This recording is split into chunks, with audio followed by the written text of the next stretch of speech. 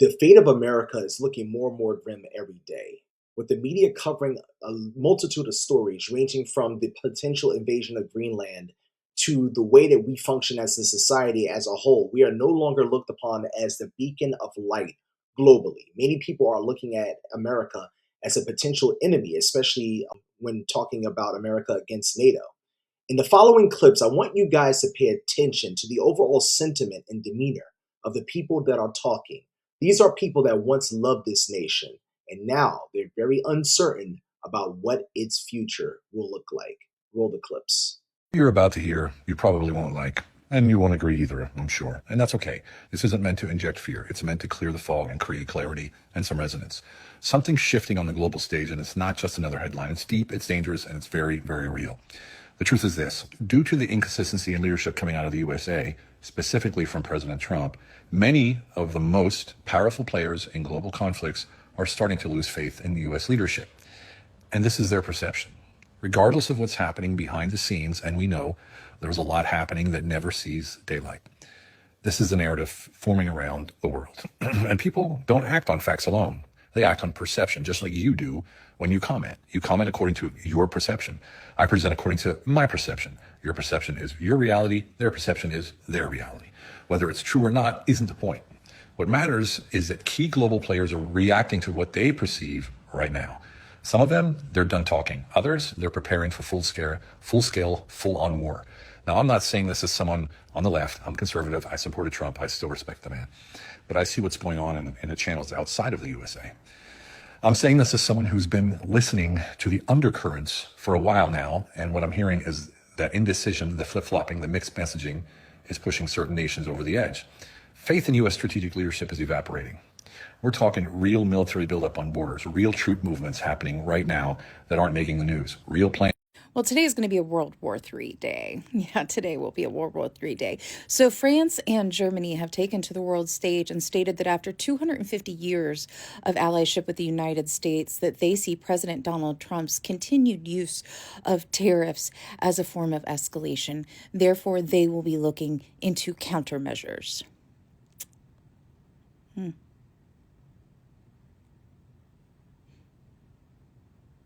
We're bullets away, guys. Bullets. Ironically enough, earlier today, President Trump posted a call to action of sorts to all of the Iranians who are trying to topple their government right now to keep going, to take over their institutions, and to most importantly, take down the names of all of the killers and the abusers, because there would be a price to pay and help was on the way. And just in the last 2 weeks, since the regime has completely blacked out the internet over there to try and stop Western influence and to try and prevent any of the news from getting out, health ministries are reporting that anywhere between 700 and 3,000 people have been killed in these demonstrations, with hundreds of those being security forces. And just now, when President Trump was asked what exactly he meant by help was on the way, he said that Iran would find out soon enough, and he urged Americans to get out of the country. So I do find it ironic that President Trump is in such staunch support of these Iranian protesters. I guess that just shows you another example of the state of the world. But I do think that he has an obligation, after making such a big promise, to do something and help out. I just wish it wasn't always America's job to do that kind of stuff. And I mean, most of the time, we don't leave these places better off than when we found them. God bless. The United States would lose a world war. Anybody that knows me on this account and on any of my previous accounts knows that I am a staunch supporter of our troops. I talk about national security, I talk about military history, world history, and I talk about how that relates to the current defense situation in the United States. So when I say that the United States would lose another world war, it is something that I say with a very heavy heart, but also an acknowledgement of truth. Our manufacturing base is why the United States was able to pivot during World War II, and even to an extent during World War I, in order for us to become so militarily successful. But it is important to acknowledge that during World War II, that is when the United States became a superpower. Without having that as a significant industry, the United States cannot maintain that, especially in the modern day. Please understand that a huge amount of our current military infrastructure is decades old. There is a reason that the DoD chapter of Project 2025 specifically states that upgrading our military equipment, weapons, etc., is necessary for the United States to be able to project our military power around the globe. As we are today, we will not win, especially because we stand alone. At the beginning of this year, China closed the silver market. Silver is a necessary component for military weapons. One of the things that South America has is huge reserves in resources that we need for military weapons, such as gold, such as silver, such as some of the rare earth metals that are necessary for those components. But what the US does not have is the manufacturing base to make a lot of the components for those weapons, such as the computers. There's a reason that the United States supports Taiwan, and it is because they are the ones who make the superconductors that we need. If the United States suddenly has to stand alone against the entire world, China will take Taiwan, and we will not have that necessary component. Our nuclear ICBMs, that's the intercontinental ballistic missiles, not only are they very old, their computers still run on tape. Tape. Now go look in your Google search engine on how old a computer has to be to use a physical tape for operation. So many of our ships, of our aircraft, they are decades old. We're talking about things not even produced this century. In order to retrofit an aircraft, you have to literally X-ray every single bit of the metal to make sure that it is still sound enough to fly. The way that the US military is able to be a world superpower is because of the fact that we can project our strength around the globe. And how is that possible? Not just military weapons, not just technology, but our bases. What do you think happens when suddenly the North American Treaty Organization dissolves and those alliances no longer stand? Our bases get shut down. We get evicted by the host nations. And even if we say we're not leaving, okay, fine, they're going to turn off the water. They're going to turn off the power. They're going to turn off all of the shipments of food and fuel and all the necessary things that we need from the local economy for those bases to exist. What do you think happens when they start revoking visas for Americans who live in those countries? When we suddenly find their airspace closed, when we suddenly find our ships no longer welcome in their ports. So if we lose the ability to access those international bases for our military, and there are somewhere around 800 military installations across the globe that belong to the U.S. Armed Forces, if we lose that and we lose all of the actual resources needed to manufacture military weapons, military equipment, and other types of technology, if we lose all of that and the United States stands alone, what exactly are we going to be able to do against the entire world? What are we going to be able to do against China when they suddenly decide that instead of producing shit for Amazon, now they're producing weapons? What are we going to do when the amount of technology that they have becomes military focused? What are we going to do when Russia decides to expand beyond Ukraine into Eastern Europe and the Arctic? What are we going to do? When we claim Greenland and suddenly Europe says no more, suddenly Canada says you're not welcome here, there goes, do you realize that NORAD requires Canada? Do you realize that for the North American airspace to be functional, we are out of Ottawa? What do you think happens when all of Latin America says we're done? We stand alone. Right now, the United States has practically no allies left. We have long-term allies who are hoping that a change in administration will restore global norms, but they're not counting on it anymore because people can't count on us. We have burned too many bridges over the last 10 years. We have proven that all it takes is one charismatic leader and the United States will crumble as an ally. Our systems are not strong enough to withstand a single person and those that support them. Europe has a long memory. Asia has a long memory. Latin America has a long memory. Africa has a long memory. Oceania has a long memory. And they see the United States resorting to tactics used against the people in the 1800s. They see American leaders resorting to ideologies popular in very specific regions of the world throughout history. They will not forget the ways that we have tried to harm them so that we would come out as the victor. In a world war, America will lose. No one will stand with us because we have shown we will stand with no one else. It is a sad reality to recognize that for all of the America first, what that actually means is America alone. 340 some odd million people cannot stand against the almost 8 billion on this planet. We will stand alone. We will project nothing. No one will supply us. And we manufacture what exactly? Other than animosity. No one is sharing intelligence. We have no allies. And we did it to ourselves.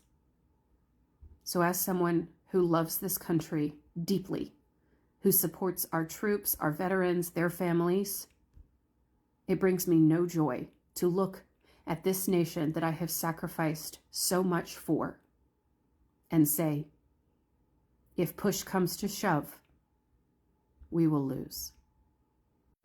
Lastly, though, I would like you to ask yourself this.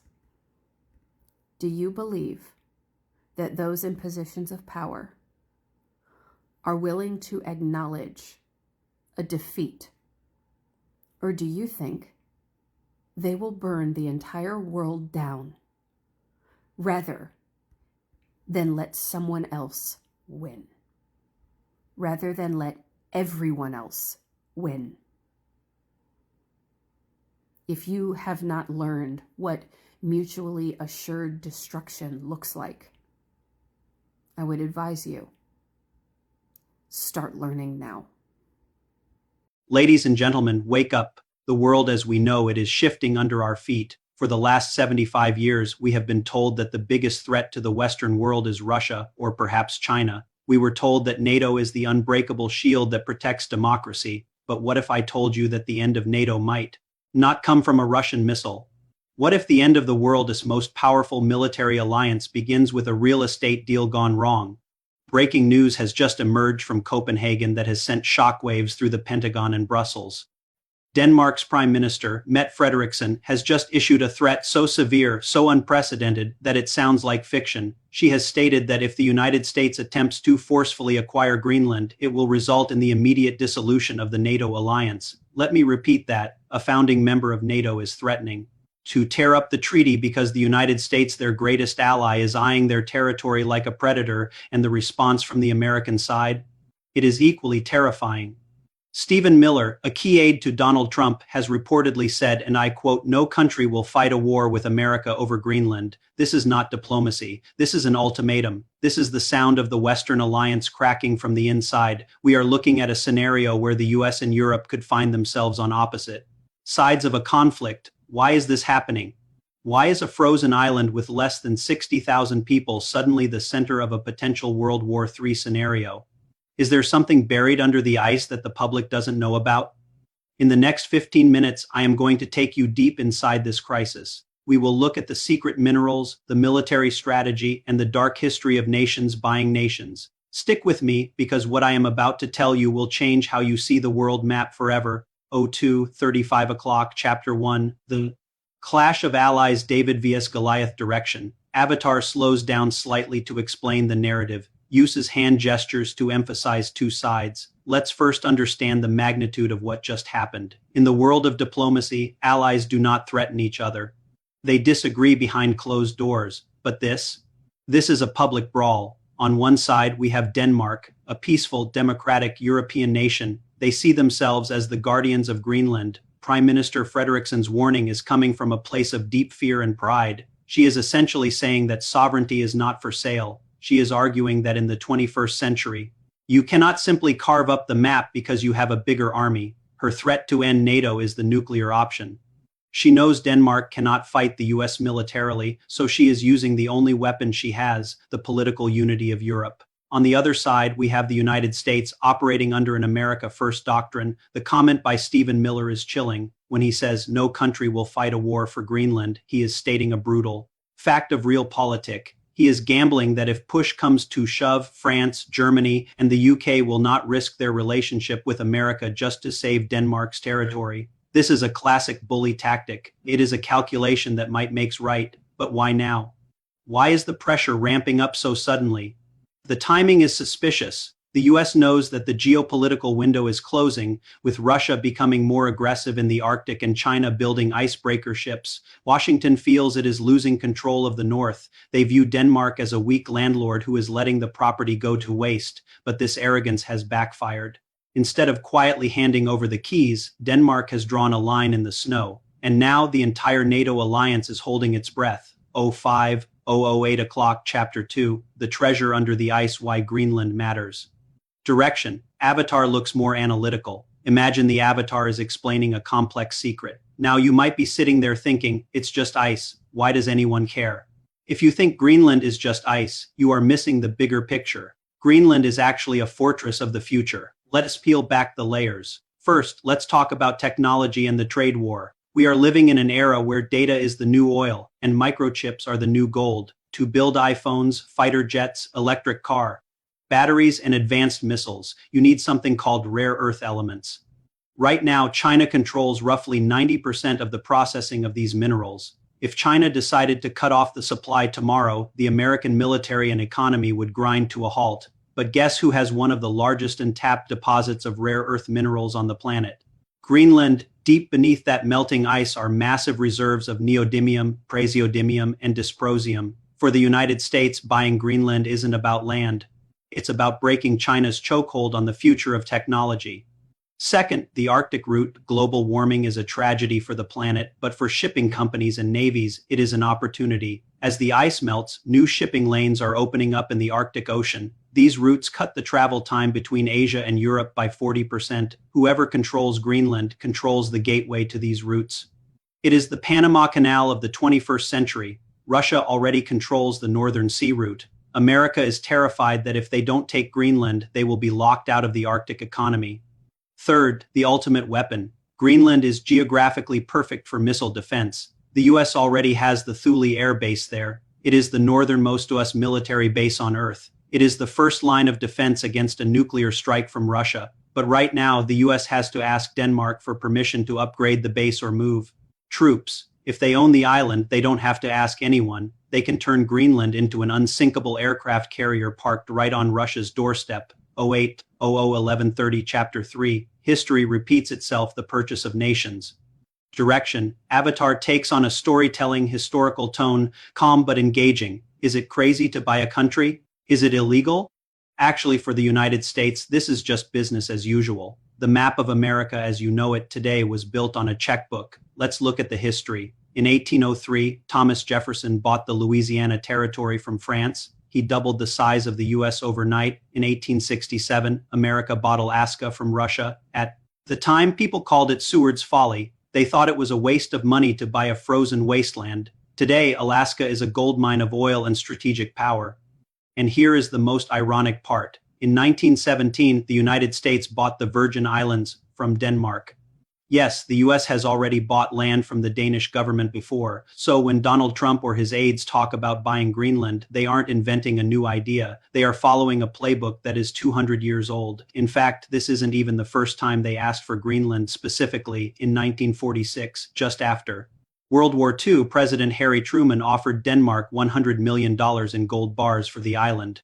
Back then, Denmark was broke and destroyed by the war, but they still said no. The difference today is the tone. In 1946, it was a polite offer. In 2026, it feels like a hostile corporate takeover. The US is essentially saying, we defend you, we pay for your security, so give us the land. This transactional view of the world is what is destroying the trust within NATO. You cannot treat sovereign nations like real estate listings on Zillow. 11:30 o'clock, Chapter 4. The NATO collapse scenario direction. Avatar returns to a very serious, ominous tone. This is the climax.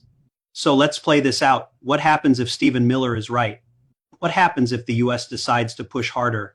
Imagine a scenario where the US imposes tariffs on Denmark. Imagine if they bypass Copenhagen and start making deals directly with the local politicians in Greenland, offering them billions of dollars to declare independence and then join the US. This is where Mette Frederikson's threat comes into play. If the US undermines Denmark's sovereignty, Article 5 of NATO becomes meaningless. Article 5 says an attack on one is an attack on all. But what if the attacker is the leader of the alliance? If Denmark walks out of NATO, other smaller nations like Norway, Iceland, and the Baltic states might follow. They will realize that NATO is no longer a protective shield, but a tool for American imperialism. If NATO fractures, the power vacuum in Europe would be catastrophic. Vladimir Putin is watching this very closely. Nothing would make the Kremlin happier than seeing the US and Europe fighting each other. China is watching this closely. They are already investing in Greenland's airports and mines. They are waiting for the West to make a mistake so they can step in with their checkbook. We are standing on a razor's edge. A dispute over ice could melt the alliances that have kept the world from burning for 75 years. 14:00 o'clock conclusion. The final question direction. Avatar looks directly at the camera, introspective and engaging. As we conclude, I want to leave you with a question that defines the future of our world. Do we live in a world where the strong do what they want and the weak suffer what they must? Does the United States, in its quest to defeat China and Russia, have the right to absorb Greenland for the greater good of Western security? Or is Mette Frederiksen right? Is the principle of sovereignty and respect worth more than any strategic advantage? Should Denmark hold its ground, even if it means the end of NATO? The ice is melting in Greenland, but the heat is rising in Washington and Copenhagen. This story is far from over. In fact, it has only just begun. I want to hear your opinion in the comments below. Who is right in this scenario? America or Denmark? If you found this analysis eye-opening, please subscribe to the channel. We dig deeper than the headlines to bring you the truth about the world's shifting powers. Thank you for watching. Stay vigilant, stay informed. I'll see you in the next video. I completely agree that what is happening right now is very similar to what happened with World War II in Germany. And if you look back at that time in history, a lot of people say, how did Germany get away with doing so much terror? Like, how did that last for so long and nobody stopped them? But if you look at what's happening right now across the world, it's actually kind of easy to see how nobody stopped them for so long. Look at what's happening across the world right now, right? There's so many countries who are saying, your administration, it's crazy. How are you not stopping Donald Trump and JD Vance, right? The UK, Canada, Australia, right? They're all saying, you need to stop these people. But nobody is actually like helping us stop them, right? We're all kind of in our own little island over here, right? And that's exactly what happened during World War II. The German citizens just got completely toppled over by the regime of the mustache man, and they couldn't do a single thing about it. A lot of them were just like, no, this is horrible. But they were under duress and they couldn't stop it, or else they were going to be pew-pewed. So they couldn't stop it. And then, they just terrorized Europe and a lot of other countries for many, many years. And it took 6 years for that. That war went on for 6 years. And nobody intervened. Nobody tried to stop them. I see a lot of people saying, America, you're on your own, but is that even realistic? Would you say, hey, German citizens, you're on your own to fight the mustache man? No, that's not realistic. That is not how World War II would have ended. It took many, many countries to fight them off, and many people dying, and 6 years of war. So, yeah, I feel like that feels more realistic to me. The United States and the United Kingdom are both evacuating troops from multiple military bases throughout the Middle East. The United States, in particular, is moving a large number of military personnel out of bases in Qatar. Why is that? Because Qatar is right next to Iran. And you have seen what's been going on in Iran, and you have heard that President Trump said in the last few days to the protesters in Iran, hold on, help is coming. Also, if you're familiar with Project 2025, you know that overthrowing the Iranian regime is a goal in Project 2025. When are people going to realize that we know what they're going to do next? We don't have to be surprised. They literally gave us the playbook. Okay? And this is part of it. So, yeah, all indicators are that the No New Wars president not only invaded Venezuela and took their president, not only is threatening to go to war with Greenland, but now the signs are all pointing to we're going to war with Iran, probably pretty imminently. Go love your neighbor. A massive attack is imminent on Greenland. Donald Trump sent a letter to Denmark and Sweden last night in what can only be described as a pre-declaration of war. While discussing Greenland in this letter, he says, quote, I no longer feel obligated to peace. I've been talking to you guys about the maneuvers that we've been seeing, and I called out, we are about to see a modern day blitz. That blitz is now imminent. We are about to trigger a war that's going to split Europe apart. And Russia is going to capitalize. And they're going to invade the Baltics. I've been telling you guys for a couple of months at the end of all of my videos that we are engaged in a pre-World War. I think we are now in an imminent World War. Do you guys think I'm right?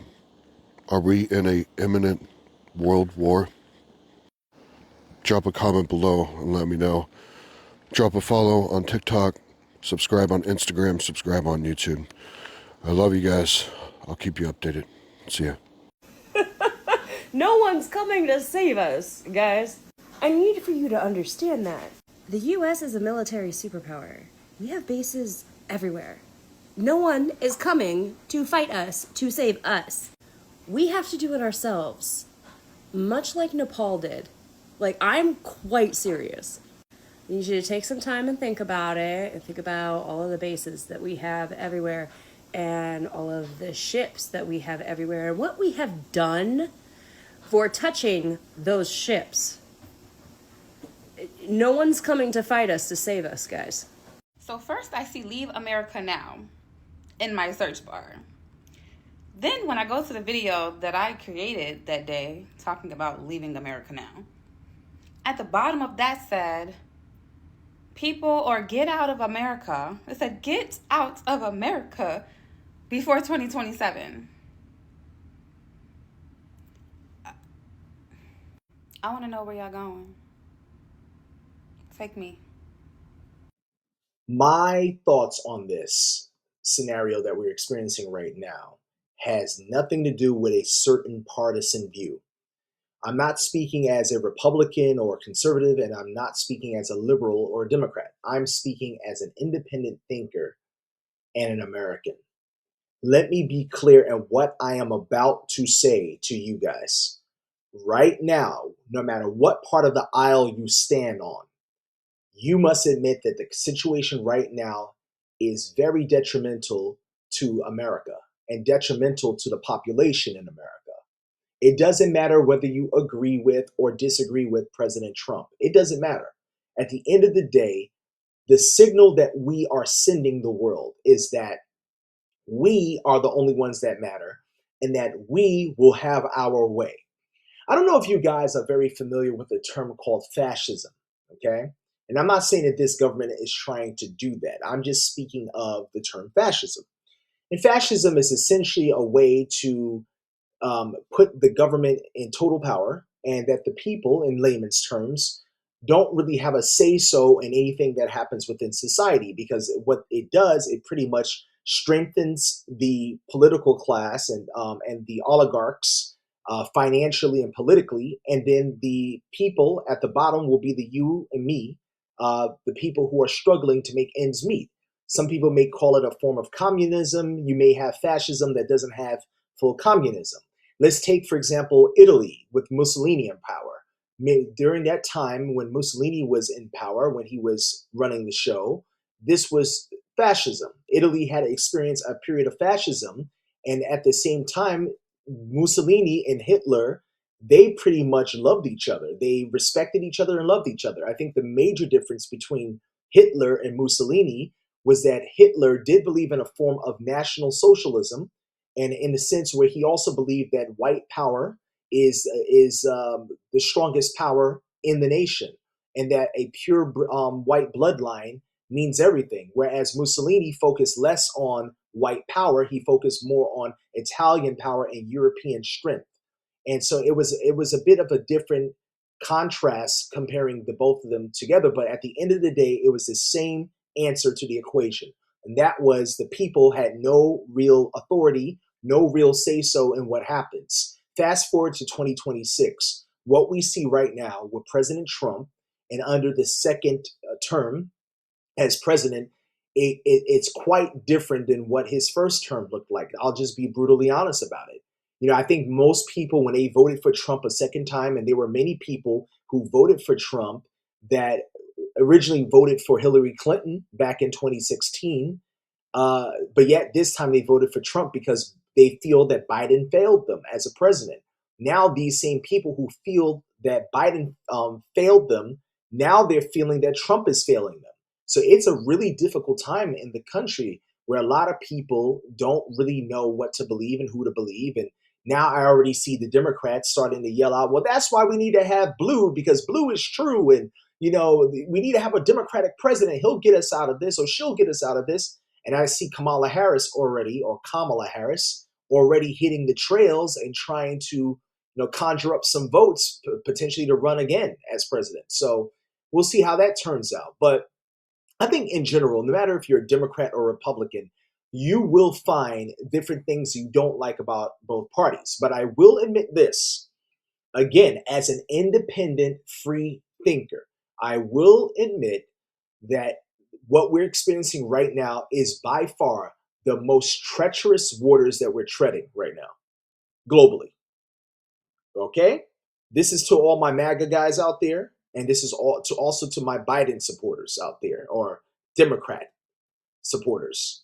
You must admit that right now is a very dangerous game we're playing with the world, right? Because what we're seeing right now is we're seeing already the economic shifts happening, where the EU, that's the European Union, and Canada are striking deals with China, and they're going direct to China to source imports from China and to also give them exports. So they're striking trade deals, and they're collaborating with one another in a very good way, whereas the US is losing their grip on the Chinese market right now, and the European market, to be quite honest with you, and the Canadian market. So we don't know what the hell is going on right now. Most people don't. We look at the news, and the news shows us one story. Then we look at another news channel, and it completely contradicts what the prior news had said. And we all know that the news is the fourth wing of the government. We know this already. We have the judicial, we have the legislative, we have the executive branch where the president sits, and now we have the media. The media is pretty much the fourth wing. That's why Trump had always said it's fake news, right? Whether you agree or disagree with Trump to some degree, there is a lot of fake news out there, right? So you have to kind of be aware of that. But in general, here's my thought on this. I'm a guy who's always believed in having his head in different places, not just in America, but overseas as well. So with that being said, I think that it's right now the time where we start to venture out of our country and understand what's out there for us. At the end of it all, if you venture out and you go to other countries or go to other places, in the Americas, and you say, hey, this is not really for me. I'm an American. I love my country. I'm going to stay right here and fight. There's nothing wrong with that. There's absolutely nothing wrong with that. But what's really bad, and I saw a few videos where people said, I'm not going to go anywhere. I'm going to stand here and fight until the death. Okay? I'm never going to leave. This is my country. I'm going to fight. Let me ask you folks something. Can you really fight? Do you have any real power to fight? Hmm? Do you have any real power to fight? Did you have power to fight SNAP EBT benefits being cut off? Did you have power to fight when Biden let in all those migrants? Okay? Let's call it, I'm pulling examples from different parties. I'm not just saying Trump and I'm not just saying Biden, okay? I'm speaking from all parties. Did you have the will and the ability to fight when you saw that healthcare was coming to you in the form of the Affordable Care Act, but it was going to cost you upwards of $800, $900 a month? And then the Cobra scheme and so on. Did you have the power to decide how much money you can pay? So why on earth would you think for a single iota, why would you believe that you have the ability to fight and to actually make a change if you stay there? Under the current regime, it doesn't look possible. Now, let's fast forward to Greenland. That's a hot topic right now. Many people are talking about Greenland, Schmeenland. We don't know what's going to happen. Here's the deal. I'll make it as simple and plain as possible for you guys. There are two possibilities with Greenland.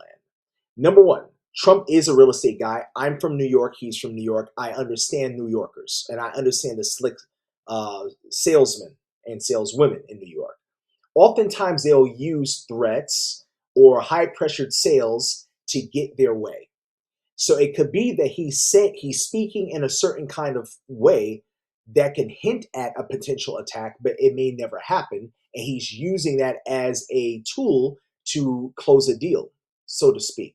Not the most effective way of doing it diplomatically, I would say. There are better ways to do it, but he's from New York. He's a sales guy, and I understand the demeanor. Okay, he's thinking, okay, if I pressured them by saying, hey, we're if we can't do it the easy way, we're going to do it the hard way. That's a way to get them to work faster. But here's the problem, Trump. Here's the problem, my friend. I understand the European Union. I've lived in the European Union for many years, and I understand the sentiment and the mindset of the people. And even though a German is different from a Portuguese and a French is different from a Belgian, they all share similar commonality when it comes to a certain way of thinking, right? A certain mindset that they have. And I'll tell you this. If you think for 1 second that by threatening them, they're just going to drop to their knees, it's not going to happen. They will strike you back bureaucratically or politically or financially. I don't think they'll go the military route unless they absolutely have to. This is a very different Europe we're talking about. This is not the fascist Europe that we saw back in the 1930s and 40s. This is a very different time, okay? So I think that they will harm America financially. They will harm them politically. They may throw sanctions on America. Who knows? They may establish several embargoes or trade embargoes in general against America that will deeply impact America's economy even more. So again, I'm not really sure if this is a good strategy, Trump. I think that the second possibility, is because I mentioned that there may be two, is that he's serious about striking Greenland militarily. Now, why would he potentially do that? I don't know. I'm not sure if it's also a very smart decision, considering that if you want access to the raw earths and the natural resources of Greenland, why would you want to bomb and devastate it to a point where it would render certain things useless? So I'm not really sure if he would strike the land per se. He might try to take out certain people from within. I don't know. I really hope he doesn't do that. I don't think it's a great decision. nonetheless. But look, my case in point is this. When we travel the world now, once upon a time in most countries, not in all, probably not in the Middle East, but in most countries, when you pulled out that blue passport and they heard that accent, they would ask, "Are you from the United States? You're American? Oh, so cool. You're from the States. Oh my God, so cool, so cool. Oh, I love you." Nowadays, guys, we got to be careful. There are already countries that are starting to ban us. I might do a video about that. Okay. There are already some countries that are starting to examine or assess whether they would like Americans visiting their country. And see, this is the raw end of the deal. The problem is whenever our leadership decides to do something that is not favorable on the global stage, we feel the wrath of it, right? When we travel, we feel the wrath and the pressure of their decision making.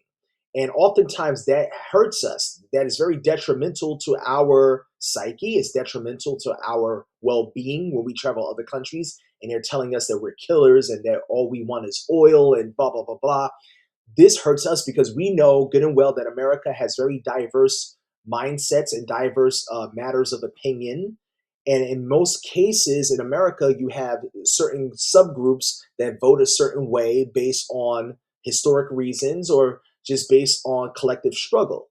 And right now, as an American, I don't feel very comfortable touting that I'm an American. Okay, I won't lie to a person and say, "Hey, I'm from Africa" or something. I'm not going to do that.